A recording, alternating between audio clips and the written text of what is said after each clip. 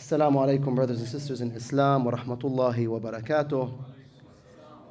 In our first sermon, we were mentioning the importance of fearing Allah subhanahu wa ta'ala, of abiding by the commands of Allah the Almighty, and we mentioned certain deeds that help an individual to remain not only as a believer but as a pious individual, to remain God aware and God fearing. Allah Azza wa Jal has presented us with different a'mal, different actions that can be performed in order to remain or to strengthen, to intensify the taqwa that is present inside of us, to make us more God-fearing and more God-aware. Among those deeds are the following. For example, reciting the Holy Quran, especially at night, when no one is there to disturb you. It's only you and the book of Allah subhanahu wa ta'ala. At that moment, it's important to recite the Quran in a sad voice and to ponder upon what Allah means in the verses of the Quran. When you do such a deed, you will realize that the Quran will have a direct effect on your soul, and you will feel that effect during the hours that come by after, in your future basically. Another good deed to do that will help us intensify our fear of Allah subhanahu wa ta'ala is to fast, mustahab fast, such as fasting the day of Dahw al-Arad, which is the 25th of the Qa'ada, this Sunday.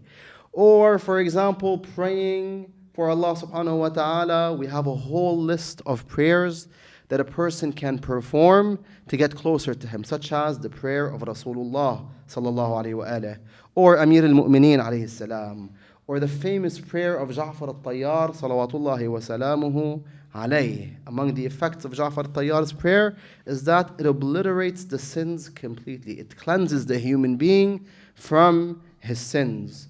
Also, elongating the sujood, prostrating for Allah subhanahu wa ta'ala, and remaining in that state for a long time is very important, and it pushes a person towards piety and belief in Allah subhanahu wa ta'ala. In the second sermon, we mentioned the issue of tawfiq, the idea of tawfiq, which means God's support. We're all in need of support from Allah subhanahu wa ta'ala. And Allah Azza wa Jal, being the all-generous, supports us daily. If Allah Azza wa Jal did not support us, and He did not help us, we would have fallen in many different tests, in many different situations. We would not have taken the right choice. And so we're in need of Allah's support. How do we guarantee that Allah subhanahu wa ta'ala continues to support us in every day in our lives until the last day, until the last breath?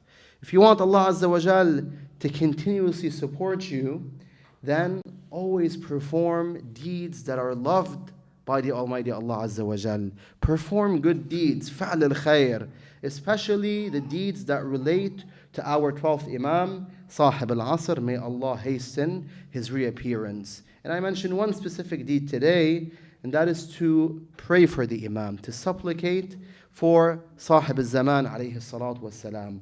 When you supplicate for the Imam, you ask Allah Azza wa Jal to instill happiness upon his heart, in his heart.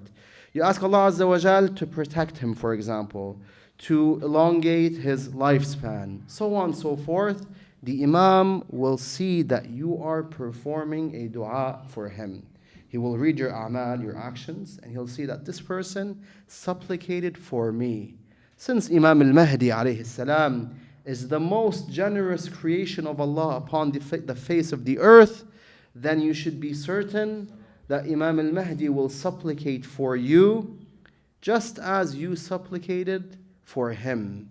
So if you supplicate for the Imam on a daily basis, know that the Imam will also supplicate for you, and his supplication will be endless, and thus you will be successful in this world and in the afterlife.